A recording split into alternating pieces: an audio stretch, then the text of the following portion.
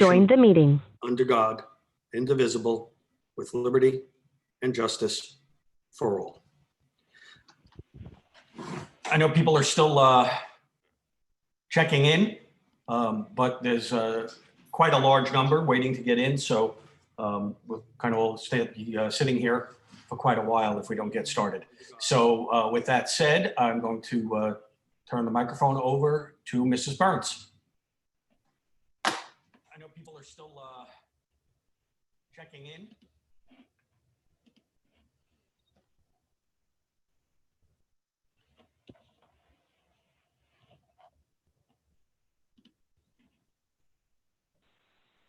Corinne Marcello. Join the meeting.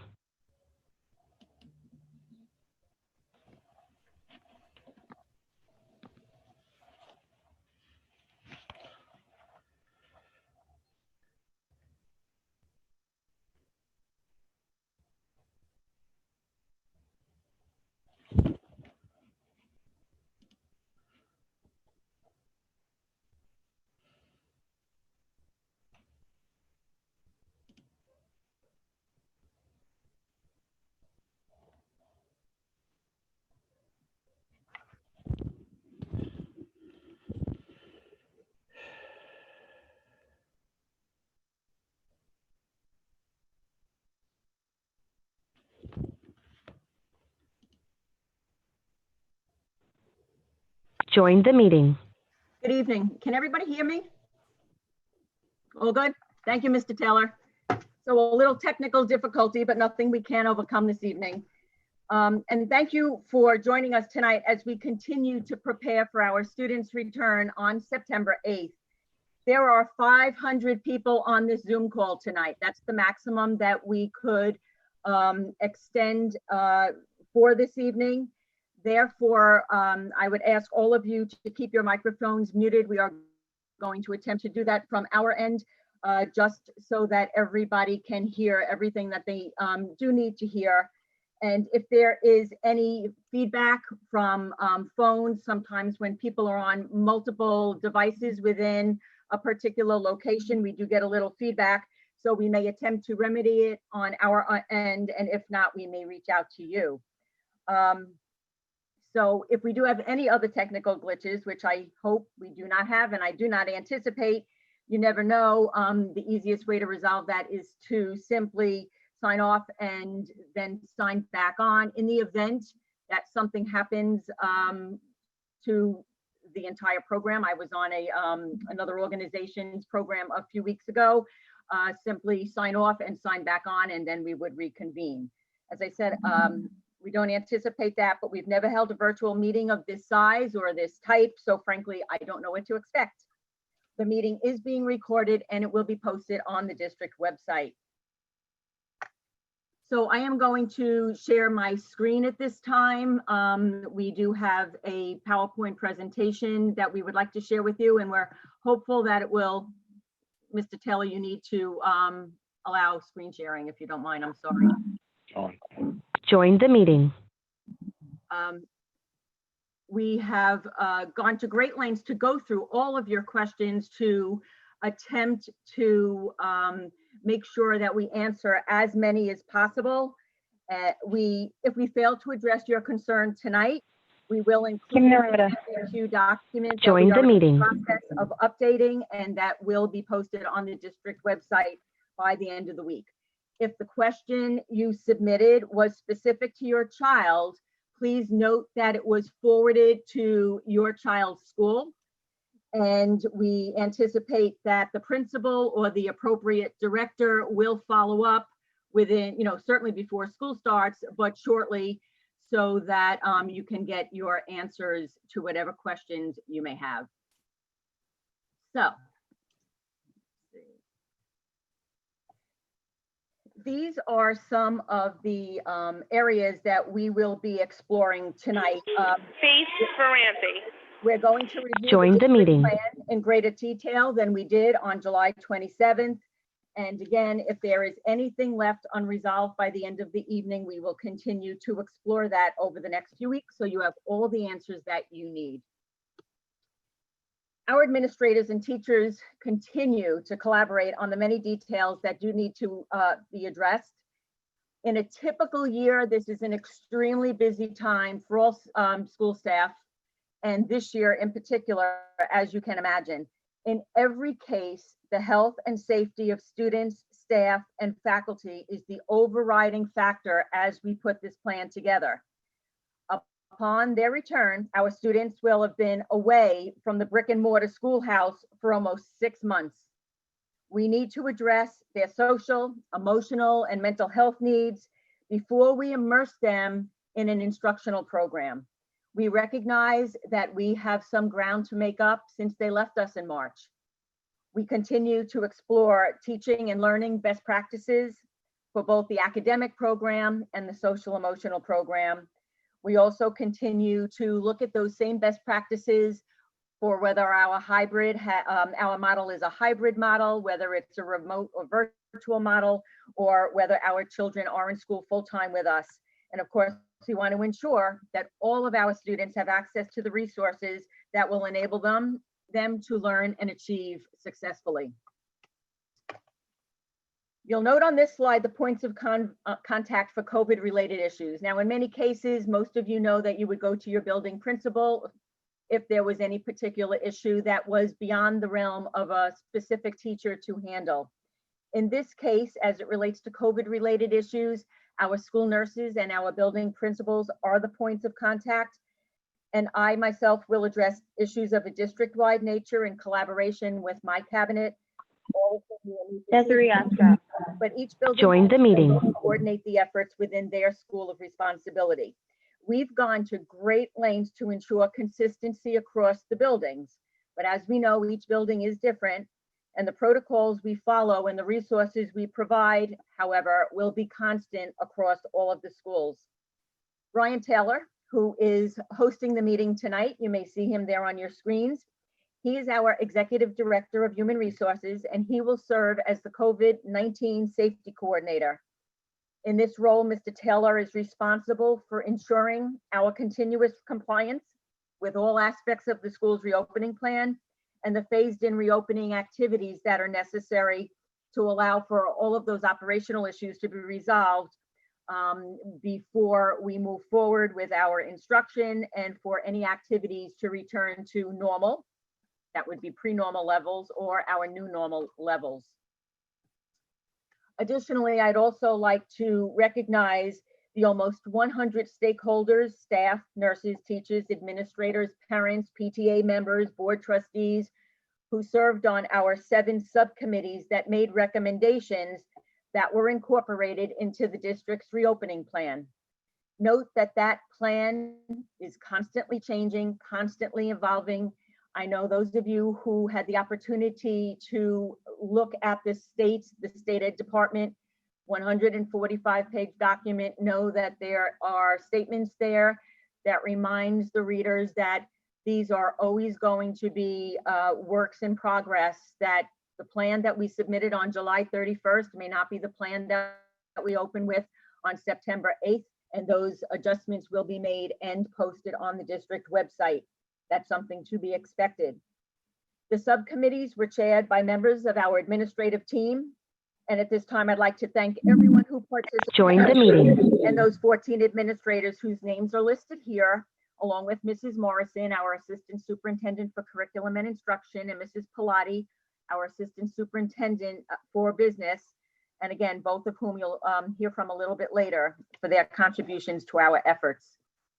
So as I mentioned, the work continues, and it will continue throughout the course of the year, and we will continuously and reflectively assess the protocols that we've put into place to make it the best experience possible for your children.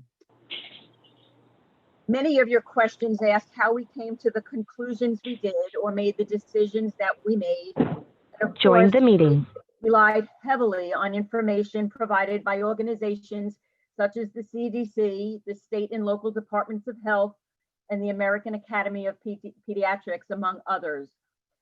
Even their guidance changes over time, so we have done our best to keep current with it.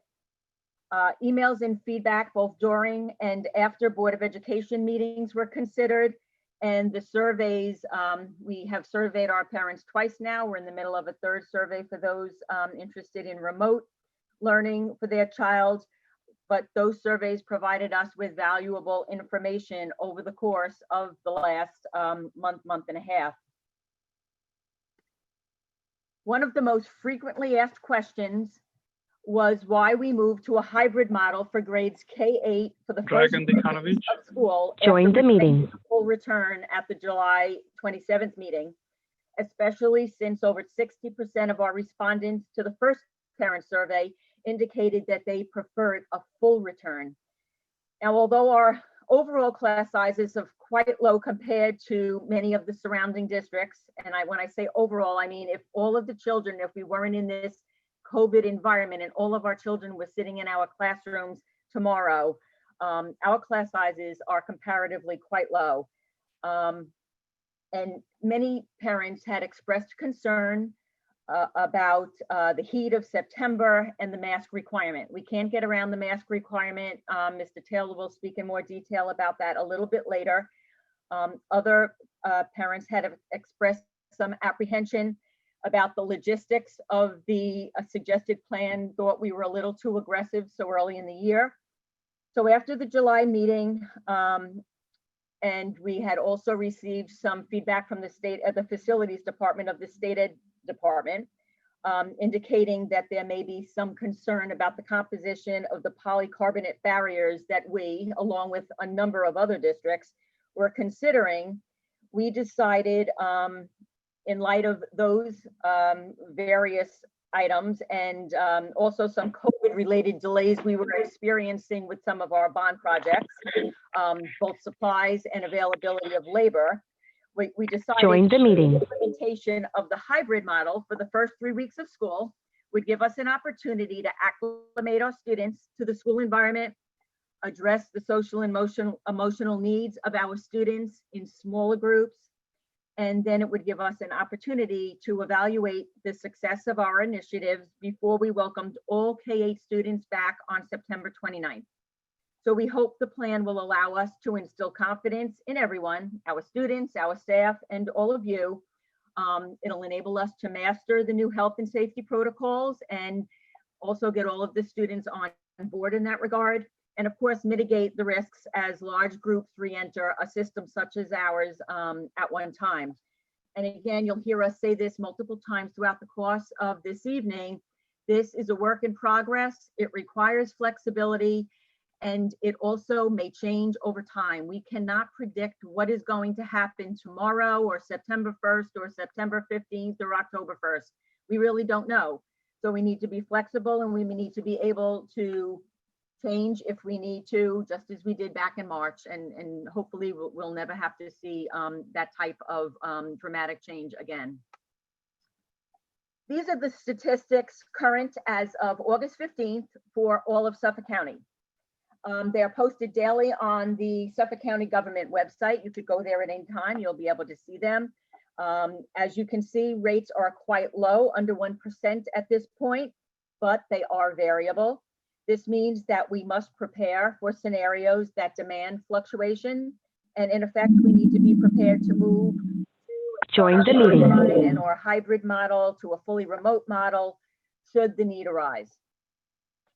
The governor has established a system whereby if the rates stay below 5% for the 2 weeks leading up to school opening, then we open. And if at any point in time when we are open, the rates exceed 9%, we would be required to close. I suspect just from, a health and safety perspective, even if we were in a different situation than 9%, we would still be exploring what our options were in that regard. 9% seemed awfully high to all of us, but we are not statisticians, so we defer to the experts. But we'll keep our eye on it. This is actually West Islip, and if you go to that same Suffolk County website, you can pull up the West Islip statistics and statistics for any town in Suffolk County. As you can see, we've had a little bump in the last week or so, and while we cannot draw any conclusions as to that cause, I would remind everybody that our graduation exercises were on July 30th and 31st, And as other districts have seen, there seems to be a little bump in individual communities. But what this does tell us, and what is even more important, is that we need to be ever vigilant. We are only as strong as our weakest link. So we keep hearing that expression, we're all in this together. It's really true. We all really need to be on the same page, emphasizing the same things, concurrent in our practices, and trusting each other to make the right choices and decisions for their children that may affect other people's children as well. So some of the things we've put in place, I think, you know, draws very heavily on that sense of trust between the school and between our parents and our children. And we all need to be practicing those same protocols. Okay, so as of today, we are using a phasing model similar to that of the state, whereby phase 1 in West Islip will be September 8th through 25th. And in that model, as you know, our elementary and middle school students will attend to a hybrid instructional model. And the high school students will do the same, although the days do differ. I know that's not been very popular for those of you that have kids across those various levels. And we'll talk a little bit about that a little later this evening. But throughout this period, as I mentioned, we will continually reassess our practices and our resources, including our human resources. And if we need to make adjustments, we will. And as I mentioned, flexibility will be the key. And then on or about September 29th, we're expecting September 29th to welcome all of our elementary and middle school students back full time. The model will stay the same at the high school. And then at some point, we hope in the not too distant future, we will get some information that will inform when we can move into phase 3, which is when all of our students at every level return to our school environment. During phase 1, all of our students will attend school in a hybrid model, which does differ for our elementary and middle school students from our high school students. We have attempted to ensure that we keep households together at the elementary and middle school levels to the extent possible, as much as possible. We also took great pains to balance the number of students in the buildings on any particular day of the week. Now, of course, there may be different, the balance may be a little bit different between, you know, a grade level or a specific class, and the principals are in the process of working on that right now. Some of you may actually get a call and say, listen, I know your name begins with M, but it would really help us if you came to school with the A to Ks, and all of your children, of course, at that level and in that building would go together.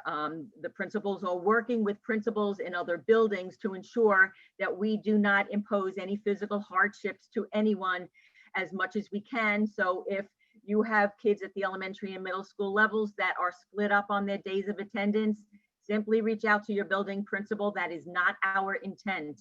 We are trying to keep the kids together as much as possible. We also, we've also communicated with our local before and after school childcare providers. We do lease space to some within the district, and we have asked if they would be able to support those who may have scheduling conflicts during the day for the first 3 weeks of school. And they have indicated that they would be able to do so. So if you reach out to them, you can talk with them about that further. In phase 2, oh, and I'm sorry, let me just back up for one moment. Note that a survey for our K-6 students, I referenced this a little bit earlier, is currently open through Thursday at noon. And that survey asks if you're interested, if you would indicate whether you want your child to participate in a fully remote virtual learning program.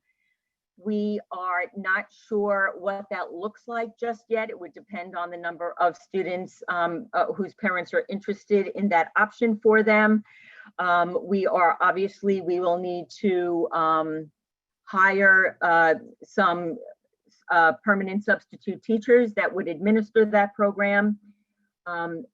So we are in the process of developing that right now. I don't have a lot of specifics about that, but we will keep you informed about that if you are a parent that is looking to enroll your child in that program. Unfortunately, due to the number of students in our high school and the many moving parts that go along with offering such a robust schedule and the requirements for our grades 7 through 12 students, we're not able to offer the fully remote option to our secondary students, except for those who've been documented as medically vulnerable or live in the same home with family members who are in high-risk groups. And if that is the case for your child, please do reach out at the secondary level. Please do reach out to your building principal or the counselor to let them know that that may be a situation that may make your child eligible for the remote instruction, the purely virtual remote instruction. If all goes well during those first 3 weeks of September, we will welcome everybody back on September 29th. As I mentioned, the high school schedule will continue as it began. And again, every date we post is subject to change. And if it does need to change, we will try to give you as much advance warning as possible. We understand people have jobs, they have childcare challenges. So we do try very much to be sensitive to that. And at some point, we're hopeful that a decision will be made by the governor in consultation with the state and local departments of health, the state ed department, to return all students full-time back to school. If your child is engaging in the purely remote virtual instruction, and that decision is made by the governor to reopen all schools, as though, just as we were last year on March 1st, the remote instruction will cease and everybody will come back, at the same time to our full-time program. We don't know what that looks like. There's many mitigating factors here. The rate of virus transmission, not just here in West Islip, which we hope stays at the levels it's at right now, across the county, across the island, across the state. And of course, we always keep an eye out to our neighbors as we cross state boundaries. We don't know if there will be a viable vaccine. So we will continue to hope, but we do not have any answers in that regard right now. So I'm now going to turn the presentation over to Brian Taylor, as I mentioned, our district COVID-19 safety coordinator, and he's going to take you through some of the health and safety protocols. So, Mr. Taylor. Thank you, Mrs. Burns. So on the slide, you see a list of symptoms that have been put out by the CDC. It's not one specific symptom that would cause an issue. It would be the totality of all the symptoms. However, a fever is the symptom that would require students or staff to stay home, because fevers can not only show that someone may have COVID, but the flu or other issues. So we are asking that our parents and staff look out for these symptoms every day at home and in the classroom, and we will be training our staff to look for these symptoms in their colleagues and in students. Mrs. Burns? Oh, sorry, I didn't realize you couldn't move it. That's okay. We are required to do daily health screenings with both students and staff. Daily temperature checks and completion of a screening questionnaire are required for staff, contractors, vendors, and visitors. A screening questionnaire will be sent out to the individual and ask if they have been in contact or with someone with COVID or has had symptoms. If they have tested positive for COVID, have experienced any symptoms of COVID, or traveled from a state or country with widespread community transmission. Students are required to have daily temperature checks and complete a screening questionnaire on the days that the student will be physically present in school. Screening by the parent or guardian prior to school is preferred in lieu of temperature checks and screening at arrival. The staff will complete a screening questionnaire that will be posted each day. Visitors will also be completing screening questionnaires by paper. Join the meeting. Upon arrival.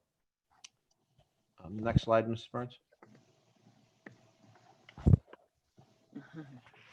Anyone who has a temperature of 100 degrees or greater, or has a positive response to any of the questions on the questionnaire, will be separated and sent home immediately. Students will be supervised while they're waiting for transportation, and the schools will refer such persons to healthcare providers to provide resources on COVID testing. Students and staff are required to notify us of symptoms and if they change during the school day. This whole system really it relies on us being a community and looking out for one another and reporting symptoms if we are showing signs, whether we are a student or a staff. Students and staff, again, who are showing symptoms with no other explanation will be sent to the health office, assessed by the nurse, and sent home. Next slide, please. If there is a suspected COVID case in school, a student or staff will be sent to the health office. The nurse will assess those individuals. They will also look at whether these individuals have chronic conditions such as asthma or chronic gastrointestinal issues that also mimic COVID symptoms. If the school nurse is not available at the time, the principal or designee will isolate and dismiss any student or staff member showing COVID symptoms. We will have a separate isolation room that will be staffed by a health aide and used for assessing and caring for ill students and staff. The nurse's office will be used to treat injuries and provide medications and treatments. If we do have a COVID case or a suspected COVID case at school, students will be escorted from the isolation area to the parent or guardian. The parent or guardian will be instructed to call their healthcare provider, or if they do not have a healthcare provider, to follow up with a local clinic. If the student or staff becomes ill at school, the point of contact will notify the local Department of Health. We will also be training our staff to look for the multi-system inflammatory syndrome in children, which these symptoms are a sign of that issue.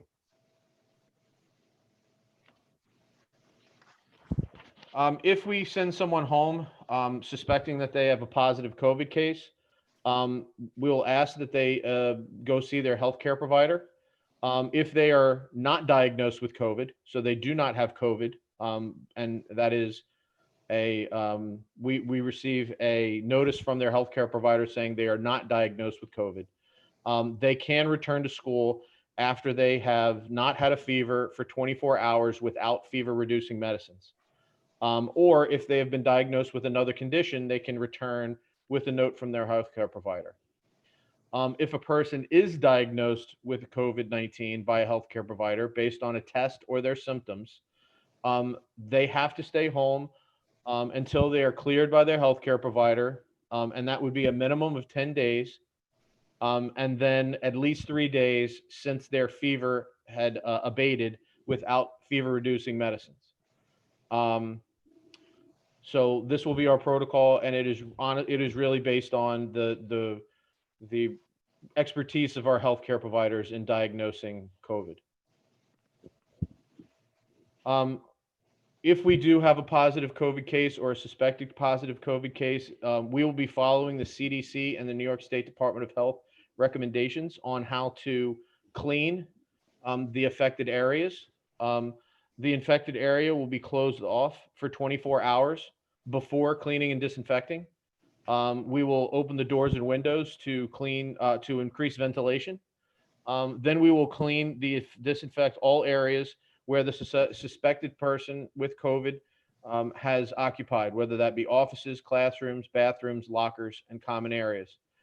That is why it is very important that we keep very good attendance records so that we know where the students were throughout the day. As soon as that area has been cleaned and disinfected after the 24-hour period, then we will resume school activities in that area. Individuals who had close proximate contact with this person who was suspected of COVID, without close proximate contact, will be able to return to that area and resume school activities after cleaning and disinfection. Anyone who had close proximate contact will be contacted by the Department of Health, which brings us to our next slide. And before we go on, Mr. Tiller, if I could just comment on that close proximate contact, the Suffolk County Department of Health has provided us with guidance. That would be someone who is within 6 feet of an infected person for at least 15 minutes, starting from 2 days before the illness onset. So, and we know that's, you know, some people are asymptomatic. So basically you would have to have contact with someone, you know, close contact with someone for the duration of 15 minutes, you know, within 48 hours of when the person started to show symptoms or was diagnosed, you know, provided a specimen for diagnosis.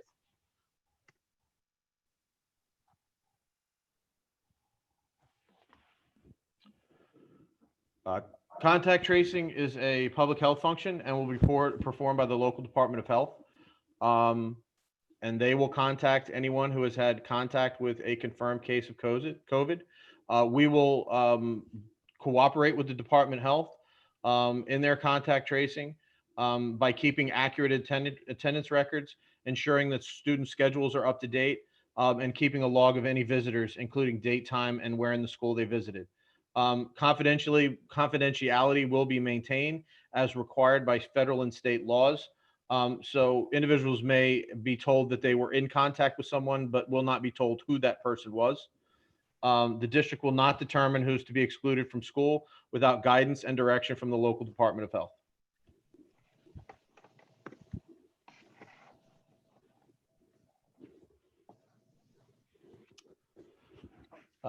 Is that me? Yes, Mrs. Burns, I Okay. think that's back to you. Okay, so as Mr. Taylor pointed out, schools must collaborate with the local health department to determine the parameters and the conditions and the metrics, and we've all heard the governor talk about that, that will inform whether schools need to close. And when we talk about those things, we're talking about increased absenteeism or increased illness in the school community, and that could be within a particular classroom or the school itself, or it could be across the district. So in some cases, cohorts, and for example, a second grade class is a cohort of students. Cohorts that have been in close contact with someone with COVID-19 can switch to a virtual learning environment and would be directed to stay home in accordance with CDC guidelines for quarantine and self-isolation. And the rest of the school could technically open. So we will be working our way through that. Hopefully we don't need to deal with that, but if we did, again, the Suffolk County Department of Health Services would be advising the district as to what steps it needed to take.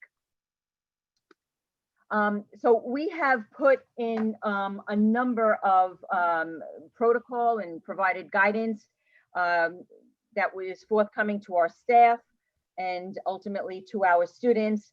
And, you know, in an effort to mitigate the possibility that we may need to respond to a COVID outbreak within the district.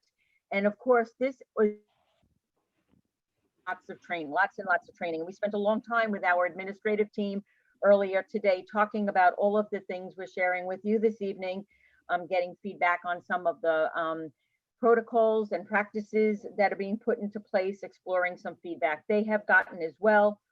So we all know that students and staff must practice good hand hygiene to help reduce the spread of COVID-19. If you were to ask any healthcare provider with whom we have consulted, it's all about the hand washing and the masks. So we have purchased 3 hand washing stations, 1 for each middle school and the high school, just to facilitate that because they do not have the same opportunities as the elementary buildings, in which we have vanities with faucets and sinks in every elementary classroom, almost every elementary classroom. If we find that we need to purchase additional ones, we can. We think right now what we have done is sufficient. But of course, hand washing is the preferred method for hand hygiene, and we will be providing, as I mentioned, instruction to staff and students.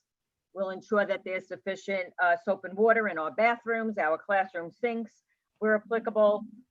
And of course, we will be providing classroom hand sanitizer when that can be used in lieu of it. Of course, nothing beats good old soap and water. We will also be exploring respiratory hygiene, as in how to sneeze properly and the importance of wearing a mask. And as I mentioned, we'll explore that in more detail in a little bit. I'd also ask you to take note of the signs that are included throughout the presentation. They will be posted throughout our school buildings. As I mentioned earlier, we are looking for consistency across the district. When people see something that looks like that, they know that it has to do with trying to mitigate the spread of COVID-19 anywhere in our school facilities or on our school grounds. We also continue to explore what we need to do to maximize social distancing. And the district will promote social distancing by posting signage throughout the buildings. These little signs here will be on the floor, in some cases on the walls. Again, something easily identifiable for our students. So when they see it, it's a little visual reminder of what the expectations are. So we're going to be using some directional floor and wall markings to assist our students and our staff and our faculty with proper hallway travel, doorways that might be designated for entry or exit only, and then any corridors or stairwells that may be assigned for one-way travel. Join the meeting. Building administrators are in the process of evaluating what adjustments need to be made to our regular routines to ensure social distancing, and you'll be receiving some specific information specific to your building from your building principals within the next few weeks. But there's a lot of considerations. You know, we're looking at our arrivals and dismissal times, where we drop the kids off, where we pick them off. That may change in the morning, it may change in the afternoon. Really reducing the amount of times kids move about the building, where they have their special classes. At the elementary level, we anticipate that many of the specials, they will have their specials, but many of them may be held inside of their classrooms. For example, art. If we run anywhere from 5, 6, 7 art classes in an art room over the course of the day, that unfortunately results in a situation where multiple cohorts of kids are using the same room and possibly creating a problem. We do want them to have the opportunity to engage in all of those specials as they did before COVID emerged. And we are still looking at ways that we can do that and yet maintain the cleanliness and the sanctity of those particular rooms. So we would minimize the number of classes that might go to a special area room, and the kids may need to rotate. So we just want to make sure that everything is fair and balanced in that regard. Of course, it is recommended that if you can hold physical education and music classes outside, that you do so. The requirements there for social distancing are 12 feet, not 6 feet. So we're exploring what we can do, again, to maintain all of the good work and that our teachers do, but also make sure that our children receive the instruction to which they are entitled and deserve to get across the entire year. So as I mentioned, that information is forthcoming. Note that your principals will be hosting a forum similar to this one, in which they are going to be addressing building specific issues and concerns. So you will be notified about that probably within the next week or so. This slide shows just a couple of other things that we have to think about, and we are thinking about staggered use of the restrooms, how many kids can be in a restroom at a particular time. Many of our primary classrooms have bathrooms built in. How do we ensure that the cleanliness of those bathrooms are maintained throughout the course of a school day? The recommendation is that all desks in a classroom face the same direction, including the teacher desk. Of course, then we have to think about our American Sign Language students. We can't have kids with their backs to each other in a class such as that. So we're really getting very granular in a lot of areas to make sure that we provide kids with the opportunity to learn to the level that every one of you expect and you should expect for your child. But there are a lot of various little mitigating factors that pop up, and some of them we won't know about until we come back to school. The recommendation is that windows remain open to improve ventilation. and that we, of course, separate the individual belongings of kids. We're exploring whether we can use lockers or not, and if we do, what that would look like. So there's a lot of, very, very specific and detailed decisions that are being made and need to be made, so that in the event there is a case of COVID, we are in a position to say we know exactly where that child was at any point in time during the school day and who that child was with. And we are going through great pains to do that. So this is what our classrooms look like. The next few slides show classrooms at various levels in the various buildings. Most of them anticipate 5 feet and sneeze guards, to keep the students socially distanced. In the top middle, that is a classroom for some of our special education students. And on the left-hand side, you can see a kindergarten classroom. Unfortunately, we have swapped out those beautiful tables that we all love for desks, but we hope that that is just a temporary situation. On the right, you see, I think, an intermediate classroom, again, 5 feet. And of course, with the sneeze guards and the masks, we know that we are in good stead in that regard. Most of our classrooms, we have pretty large classrooms. I'm speaking to some of my colleagues. Some of their classrooms are for regular size classes are bordering on the 500 to 600 range. Most of our classrooms are a little over 800, and our kindergarten rooms in many cases exceed 1,000 square feet. So our classrooms are rather large. We are fortunate in that regard, but we are carefully watching, how we distance the students within each of those classroom settings. Here you can see some of our middle school classrooms. In the middle, you see some of our labs. That tends to be one of our bigger challenges. And on the bottom, that is one of our technology rooms. And you can see the models have socially distanced toward the corners. The bigger challenges there are really the use of shared supplies.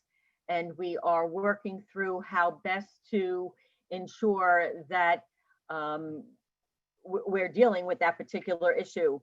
In many cases, you particularly the elementary level will be sending in supplies for your children, and they will be specific to your child. But we do have a lot of shared materials throughout our schools, and every time we turn around, we identify another one.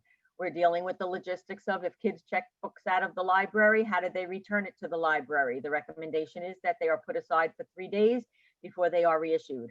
So all of those things are being addressed within the various departments and in the various buildings. And again, I'm sure other things will surface that we never even thought about, but we rely on you and your children and our teachers and our staff to let us know what we need to do to keep everybody safe. These are some of the classrooms at the high school. The high school is particularly challenging because those classrooms, believe it or not, are not as large as some of our elementary classrooms. So we have to be very, very careful about where we assign certain classes. It's one of the reasons we had to go to the hybrid model, as much as we would love to say, and we do hopefully anticipate at some point bringing everybody back. We're just not there yet due to the social distancing requirements for our high school classrooms. So, we continue to look at that. Dr. Bridgman continues to move classes around. Kids may be having an English class in a hallway that typically would not be dedicated to an English class, but it goes far beyond, just simply assigning kids and then, making them fit. At most, those of you with students at the high school level know that typically our classes can range anywhere from 15 kids, sometimes to 30 kids. If it's a one section course, we certainly do not want to be putting 30 students. We don't even want to be putting 25 or 26 students in any classroom anywhere in the district at this point in time. So we need to stick with the hybrid setting at the high school level. At the elementary and middle school level, this is a prototype of a sneeze guard. We've ordered over 3,000 sneeze guards for our elementary and middle school classrooms. We do anticipate delivery by early to mid-September, so we'll be ready to welcome the kids back on September 29th. But we need to bear in mind that no no single action that we take is going to, mitigate the spread of this disease. We need to do everything, look at everything in its entirety, and that is what we are attempting to do. So again, we rely on trust on everybody to be cooperative and to support the efforts of our teachers in the classroom, our bus drivers, our administrators, just to make sure that we keep everybody safe and healthy. Okay, so I think we're back to you, Mr. Taylor. Yes. We have adequate supplies of PPE on hand to be used by our health professionals and to give to students and staff if necessary. Such PPE includes surgical masks, N95 masks, eye protection or face shields, gloves, disposable gowns, and anything used in the health office will be disposable to the extent possible.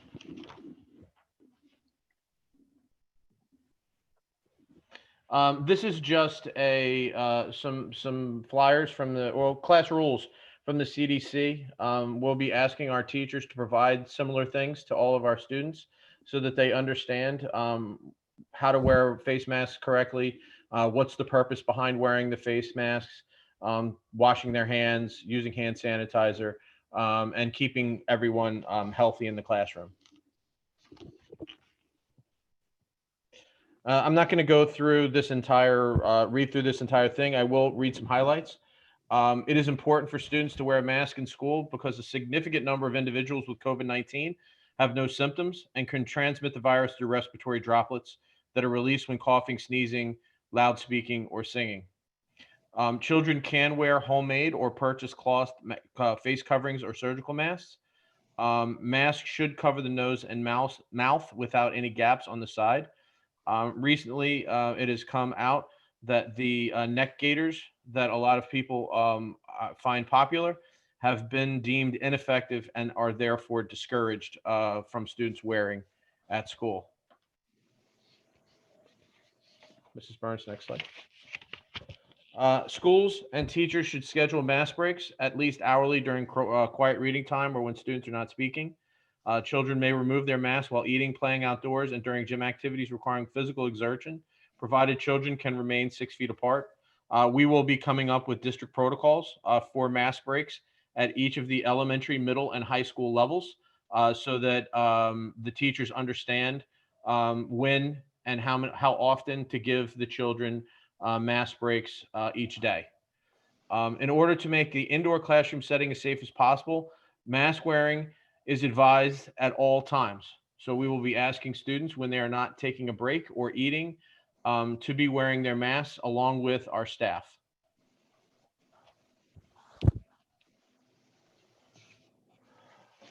Custodial staff has received training on cleaning and disinfecting practices.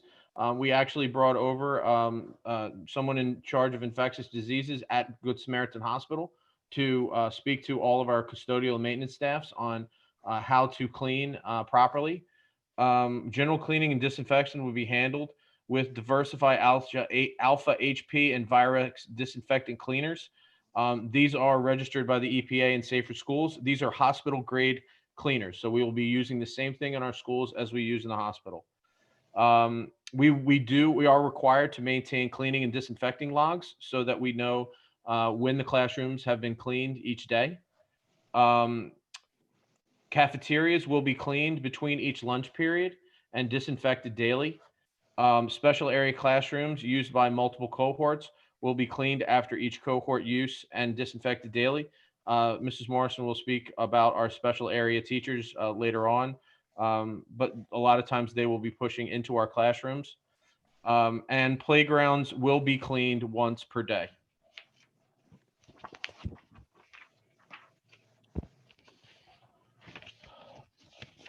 We have worked hard to increase the fresh air intake from rooftop and classroom HVAC systems as per SED facilities building codes. We have replaced older rooftop exhaust fans and to improve our fresh air circulation. And rooftop unit filters are being upgraded to the highest MERV rating that is possible for each of the rooftop units. We are still seeking guidance on fans and air conditioners in classrooms. That is, the guidance changes daily, so we're waiting for the most up-to-date guidance on whether we can use fans and ACs in classrooms. We are still required to do 12 drills each year, as we always do.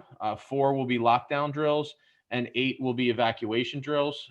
These may be not the whole building, but may be divided up by cohort or divided up by one side of the building and then the other side of the building. But all students will participate in 12 drills throughout the year, which is required by the NYSED regulations. Thank you, Mr. Taylor. Okay, in a moment, I am going to ask Mrs. Pilati to talk about our food service program as well as transportation. But before we do that, I just want to share with you just some of the things that we have invested in over the course of the last few months and what we will be investing in over the course of the next year. We're looking at adding 10 teachers, this health office aides for each of the 7 buildings. We're looking at additional hours in staff probably in our custodial department. Health office supplies has been pretty significant. We were fortunate to have a pretty robust Chromebook and technology program, and Mrs. Morrison will talk about that in a little bit, but many of our surrounding districts and districts across the state will not be seeing technology until October and November. Obviously, that's a hot commodity in New York and across the nation. We've invested in devices that will support our families who may not have internet connections here in West Islip. And as you could see, a variety of other things. This list right now, as it stands, is close to $1 million.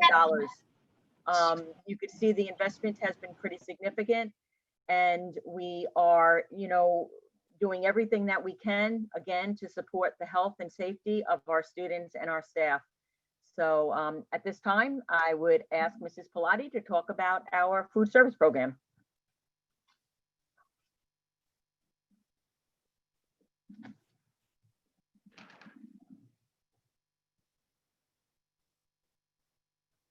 Mrs. Burns, I think I have to unmute her. Hold on one second. Okay.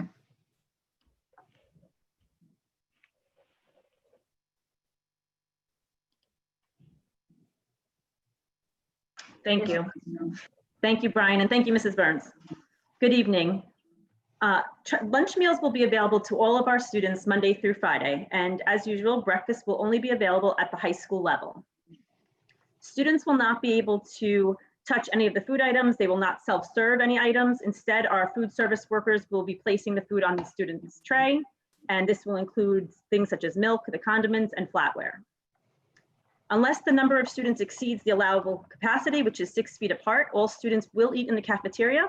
And if there is an excess, we will be designating overflow areas for the students. Next slide, thank you.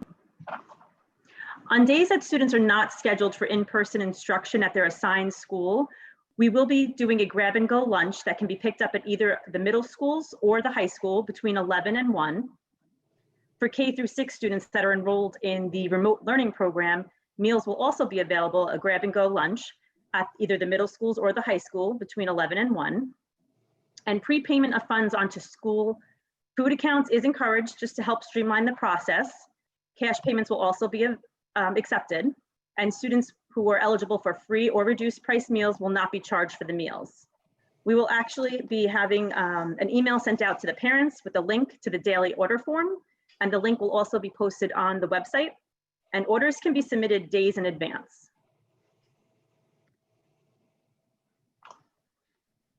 Transportation. Parents are encouraged to provide transportation for their children, but regular transportation will be available to all eligible students. We will actually be doing another survey for the parents to see who will be willing to transport their child. We did survey the parents recently, but we would like to get a firm commitment to see who is willing to transport, and that survey will be going out before school starts. Parents must conduct a temperature check and a health screening prior to placing their child on the bus daily, and they will be required to fill out a daily questionnaire that will be posted online and accessed through email or a QR code. Students are going to be required to wear masks on the bus unless they are unable to medically tolerate a face covering, in which case I believe a letter to the principal will have to be provided. If they are not able to provide a face covering, or I'm sorry, if they are not able to tolerate a face covering, we will have to rearrange the bus so they can be socially distanced from the other students on that bus. We are encouraging students to bring their own masks. However, if they do not have one, the bus driver will be able to provide one for the students. Students should socially distance while waiting for the bus and when exiting the bus and entering the bus. Our kindergarten students will continue to sit in the first 3 rows. However, when students are boarding the bus, we are going to ask them to fill the bus from the rear to the front. This is going to limit the contact with other students. And when they are exiting the bus driver will instruct them to exit the bus from the front to the rear. Siblings or any children who live in the same household will be strongly encouraged to sit together. And as always, students are not able to eat or drink on the bus.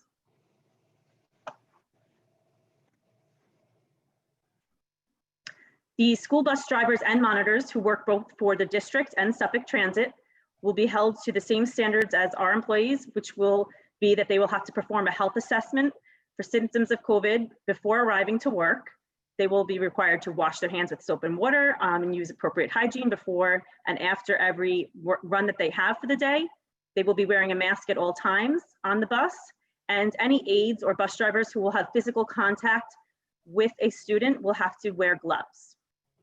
When the temperature is 45 degrees or warmer outside, our buses will have their windows and hatches slightly open to provide for increased airflow. And all transportation staff will be trained on the proper use of PPE and the signs and symptoms of COVID. Our buses will all be cleaned and disinfected once a day. The high contact areas are going to be wiped down after each bus run by the bus driver, and all buses will be deep cleaned on a monthly basis. Hand sanitizer is not allowed on buses due to its combustible nature. And all of our wheelchair buses will be configured so we can ensure that there is 6 feet of social distancing. Thank you, Mrs. Burns. Thank you, Mrs. Pilati. So at this time, I would like to introduce Mrs. Dawn Morrison, who is our Assistant Superintendent for Curriculum and Instruction, and she is going to take us through some of the upcoming slides as it relates to the actual academic and social emotional programs. So Mrs. Morrison? Thank you, Mrs. Burns. Good evening, everyone. The administrative team has been diligently planning to ensure the social, emotional, and mental health well-being for our students, and to know that it is addressed and supported throughout the entire school year. The first weeks of the school year will be spent acclimating our students and staff back to the school environment, building teams and trusts amongst our teachers and students, and taking the time to really explain to them new classroom and school procedures based on the COVID-19 era. The district follows a multi-tiered system of supports framework, also known as MTSS, which considers how curriculum instruction, assessment, and professional development and support helps the well-being of our students. Multidisciplinary teams are established at each school building and to consider what students need and how we can best support them. The first objective in September is going to be to assess our students' needs, followed up by plans on how we are going to address them. The district has created a continuum of mental health services that outlines pathways of support at the various levels for our teachers and staff to follow. Training on dealing with crisis and trauma is included in the district's professional development plan for the 2020 school year. Our teachers and our administrative teams will be trained in crisis and dealing with trauma prior to the start of the school year. Moving on to attendance. Daily attendance at school and or interactions with teachers is an essential part of each student's school day and their overall success. Research indicates that missing 10% of a school day tends to be the tipping point when student achievement declines. And 10% of the school year, believe it or not, is basically 1 day per month. Chronic absence is defined as missing at least 10% of the school days. And again, it's 1 to 2 days per month. Chronic absences include all absences from instruction, both excused and unexcused. For all instructional models throughout this school year, whether students are in person, hybrid, or remote, attendance will be taken on a daily basis for all students. The district is working to ensure that remote instruction experiences are as similar to in-person instruction as possible via the use of webcams and instructional technology applications that support flipped and blended learning models. This will ensure a continuity of our instruction and as close to a completion of the curriculum as possible. The district is extremely fortunate to start the 2021 school year with a one-to-one device for every K through 12 student. Every kindergarten and first grade student will have access to an iPad. Every student in grade 2 through 12 will have access to a Chromebook.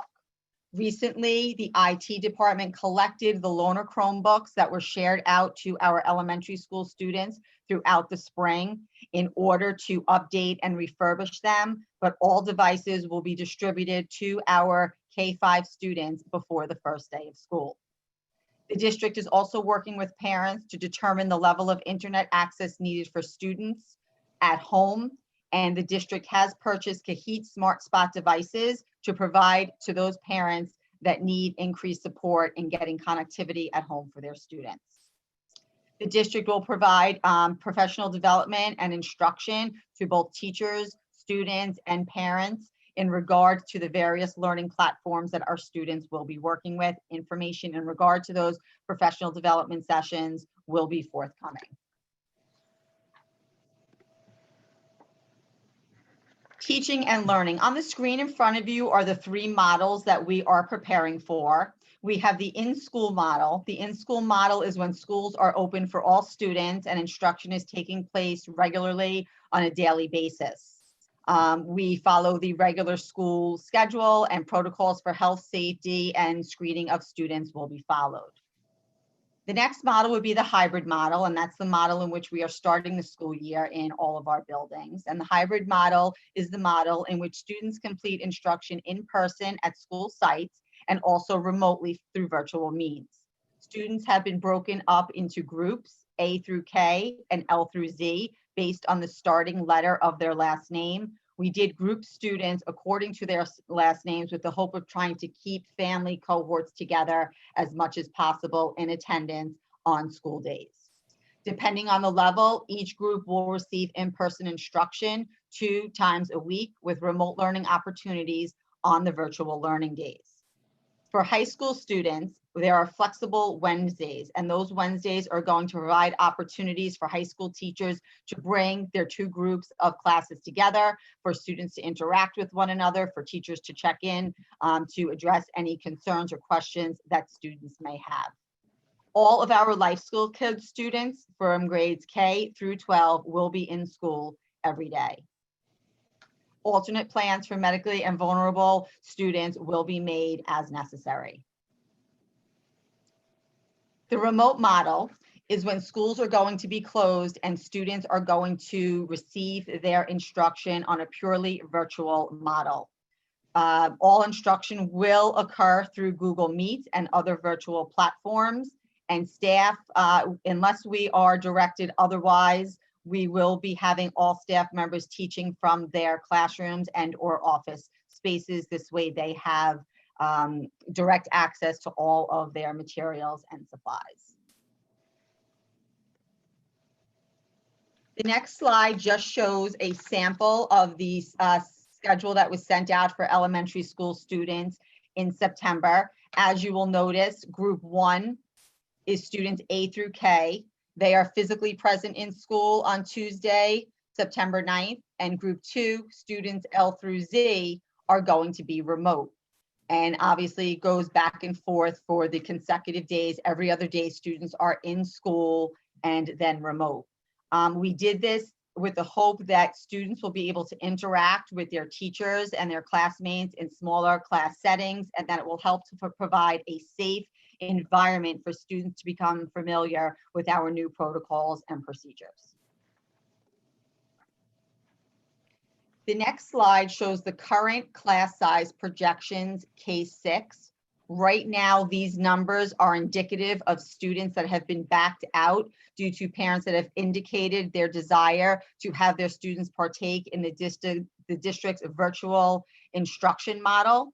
However, once the survey closes that Mrs. Burns had mentioned on Thursday, we will once again be making adjustments to these numbers and backing out any students that are going to take part in the virtual instructional model, which will bring these numbers down some more. And we are very fortunate at this point, even when we're looking at the numbers, to have very comfortable class sizes.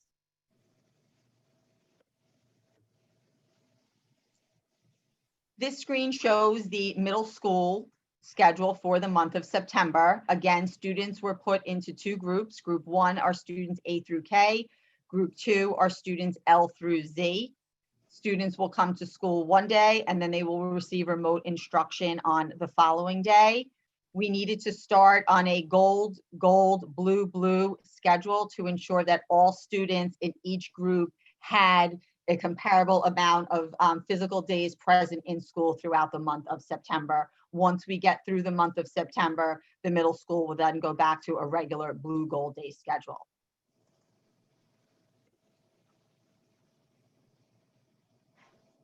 On the screen in front of you now is a sample schedule or a tentative schedule for the September at the high school. Again, we have our two groups of students coming in on alternating days. The only difference here is that on Wednesdays, all students will be in attendance for virtual instruction from a remote location.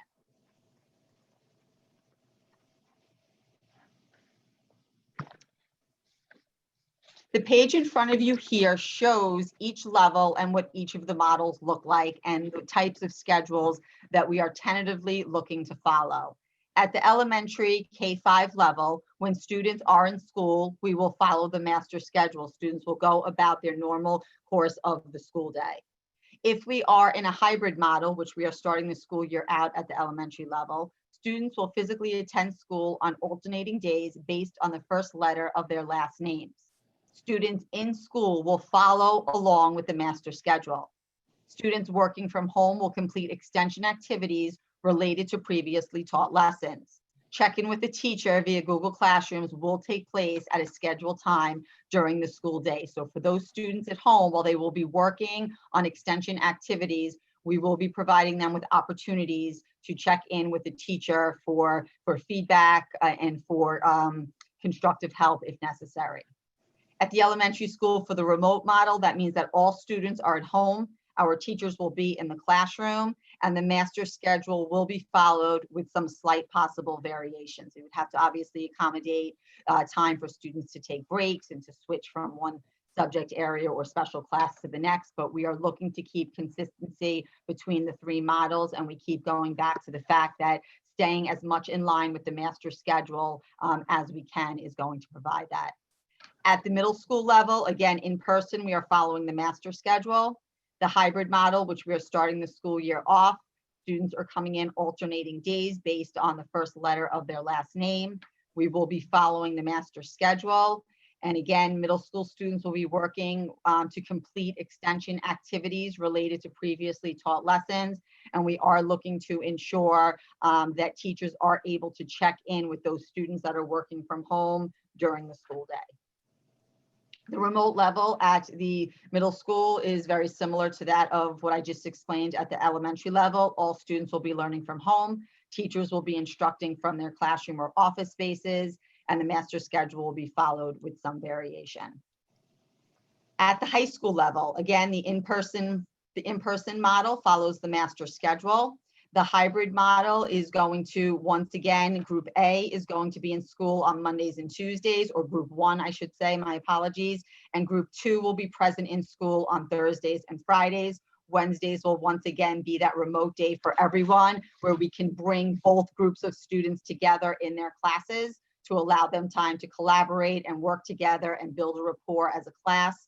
Because as we have mentioned repeatedly, our goal is to get every student back into the classroom at the same time. Students working from home will receive direct instruction via a variety of instructional approaches, and teacher check-ins will take place daily.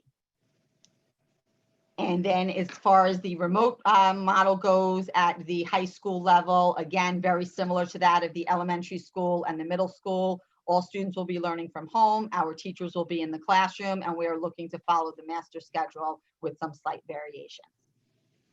Some parents have asked why we are not at this time offering virtual instruction to our 7th through 12th grade students. We did look into it. Due to the robust offerings of our courses at the middle school and high school level, it would be impossible to be able to provide our students with the courses that they have selected and the electives that they wish to take in any type of virtual instruction.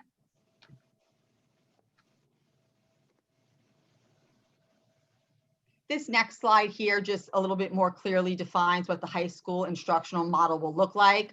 On in-class learning days, students will be receiving direct instruction, guided practice, independent practice, time to collaborate and work with their peers, and also assessments. On Wednesdays, when everybody is remote, we would look to introduce new material, to reteach and provide review, and to allow collaboration time amongst our students. On remote learning days, the days that the students are not in school, students will be receiving direct instruction via a variety of approaches. They will also be provided time to work independently and to check in with their teachers.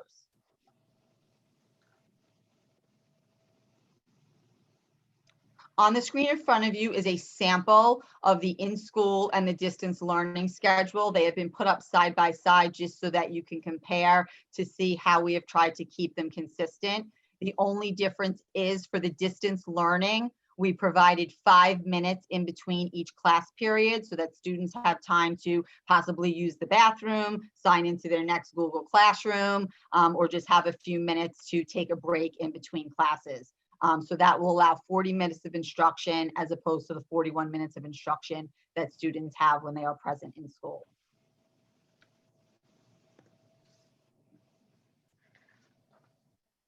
Special education and ELL learners, we have been paying careful attention to ensure continuity of their instruction. Our life skills students, K-12, will attend school in person every day starting September 8th, unless a medical vulnerability requires a distance learning plan. Our self-contained students, K-8, will attend school in person every day. And again, if there is a medical vulnerability, we will work to create a distance learning plan. Self-contained students in grade 9 will attend school in person every day starting September 8th and virtually on Wednesdays. So they will be in school Monday, Tuesday, Thursday, Friday, and virtual on Wednesdays. Self-contained students in grades 10 through 12 will follow a hybrid model unless a medical vulnerability requires another type of plan. The program will be reassessed after the second week of school to determine whether or not we need to make any adjustments. Students in integrated programs will follow the model for general education students, but will meet with their special education teacher every day. So on days where our integrated students are home, they will be provided with the opportunity to meet with their special education teachers. English language learners, K-8 will attend school in person every day starting September 8th. Again, if there's a medical reason that requires distance learning, we will look into that. And our English language learners 9 through 12 will attend school in person every day with the exception of Wednesdays, which they will attend remotely. And again, if any of our L students have a medical vulnerability that requires a distance learning plan, we will address those needs. Special education programs and related services will continue whether students are physically present in school or whether they are remote at home. All IEPs and 504 accommodation plans will be followed. In the event that the district is required to remove to a remote learning plan, special classes, resource room, related services will be provided to the extent possible via teletherapy or Google Meets of some nature. Integrated co-teaching classes will use a combination of whole class and small group instruction, both in person and remotely. In most cases, CSE meetings and annual reviews for the 2021 school year will be held virtually. Linda Scambati. Joined the meeting. Some additional information in regard to our ENL students. Our ENL students will continue to receive instruction and interventions that meet their college, career, and civic readiness that are provided and required in the ENL units of study. Those units of study are going to be based on their most recently measured English language proficiency levels. Our ENL teachers will maintain ongoing daily regular communication with families in their preferred language. Testing protocols and timelines for language need identifications will be maintained, and daily instruction by all classroom teachers will be based on language acquisition levels and conferring with the ENL teachers in the specific buildings. As I mentioned when I first started talking, one of our biggest focuses is on supporting the mental health and the social and emotional well-being of our students.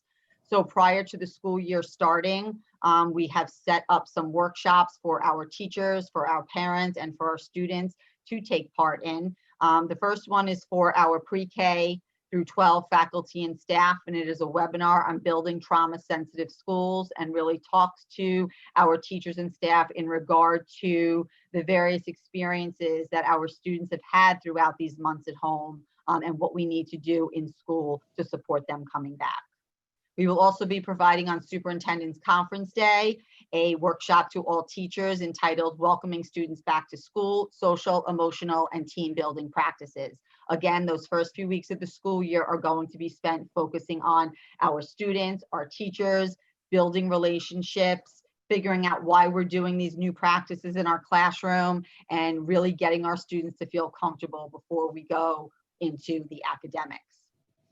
Mission B is going to be providing virtual videos of mindfulness for students, staff, and parents. So those we are anticipating will be available at the end of August or the beginning of September. So parents will have an opportunity to access these videos on mindfulness, and students and staff will as well. We are looking to schedule a mental health symposium titled Mental Health in the COVID-19 Era at some point in September. Our teachers, our students, and our parents are all welcome to avail themselves to that opportunity. Sweethearts and Heroes is an educational program of motivational speakers that the district had brought in earlier this year to talk with our middle school and elementary school students about empathy, kindness, and leadership. We are going to continue our work with Sweethearts and Heroes with virtual videos that they are providing in regard to creating empathy, providing hope, and keeping things in perspective. So we are looking forward to sharing those videos virtually with our staff, with our students, and also with our parents. In the area of instructional technology, we continue to provide teachers with workshops in Google Enterprise. This is going to be an enhanced version of Google where teachers will be able to break students out into various groups for group work. Flipgrid, which allows our teachers to flip the classroom. They provide instruction. The Flipgrid has opportunities for students to stop and respond along the way, and then for teachers to go back and check over and review the work. Nearpod, WeVideo, Seesaw, Edpuzzle. These are all platforms that our students and our teachers can use to interact and provide instruction to each other. iPad training is going to be provided to our kindergarten and first grade teachers. And we are also going to be providing workshops on blended learning approaches and techniques. I will also say that going back to the iPad training, I did mention this before, but parents will be provided with video training opportunities, and then we'll assess our parents, and if anybody feels the need to have an in-person iPad training session, we will look into doing that as well. Thank you. Mrs. Morrison, before you move on, could you talk a little bit about pre-K and what we can expect in that regard? I know they're returning full-time on September 21st. Yes, so our pre-K students are returning full-time on September 21st.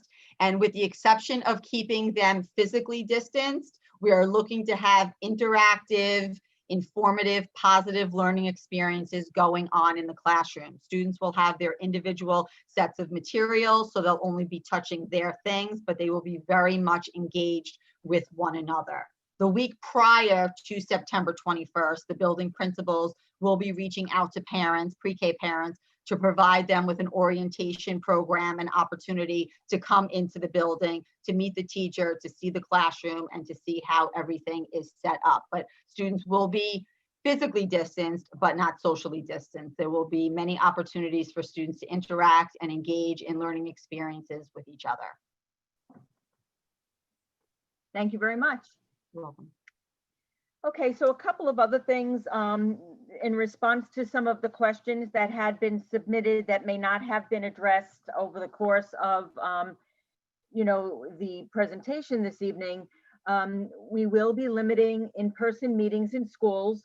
So many of the events that we've come to, know and enjoy and is part of the fabric of our West Islip culture will have to change a little bit for this year.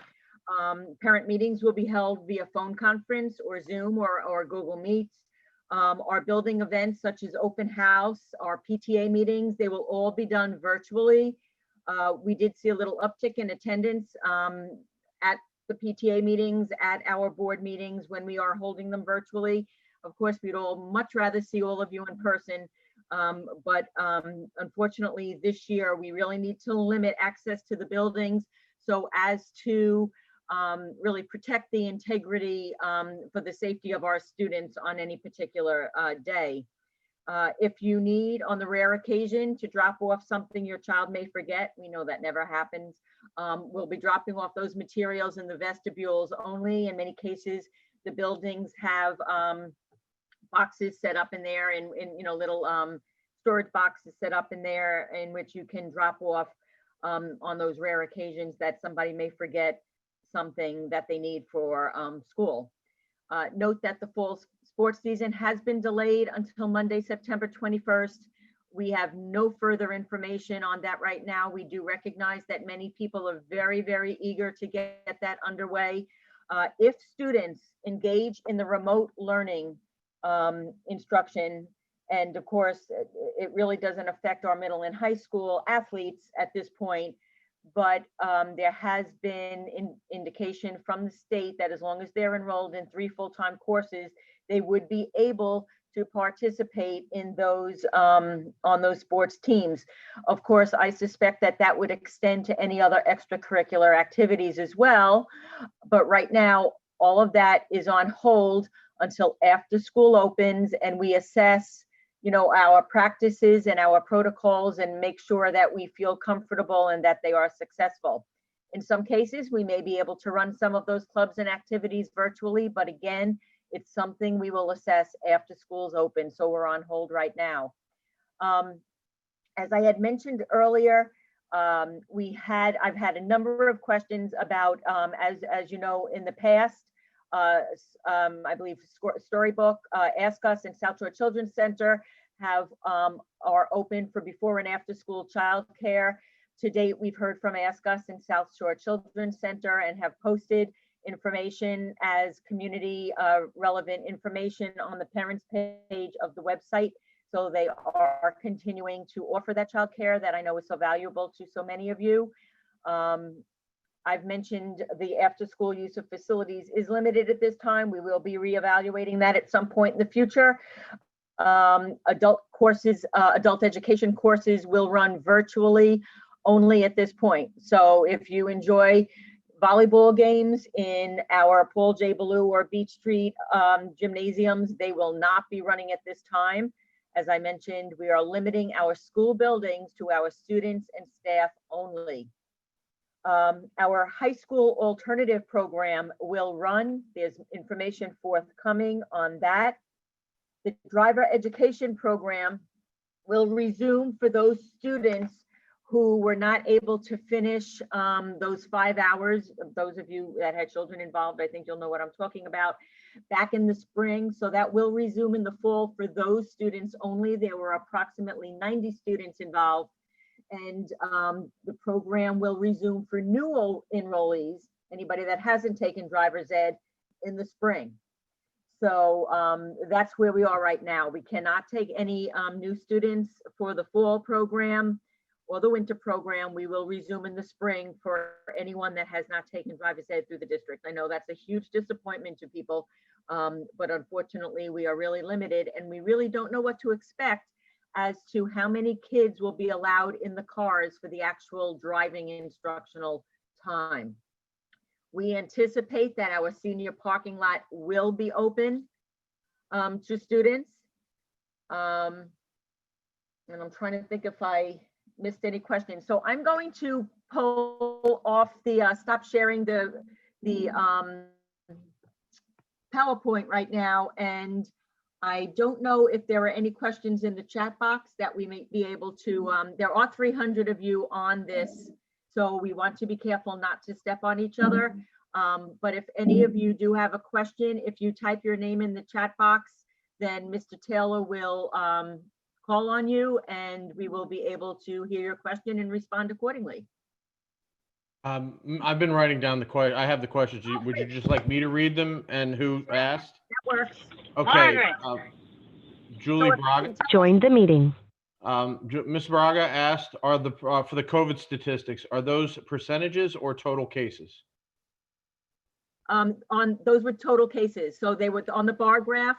The lowest one was 1 case and then 2 cases. And gratefully, we've never seen it even hit 5 cases in I think over a month. But yes, that was number of cases for West Islip.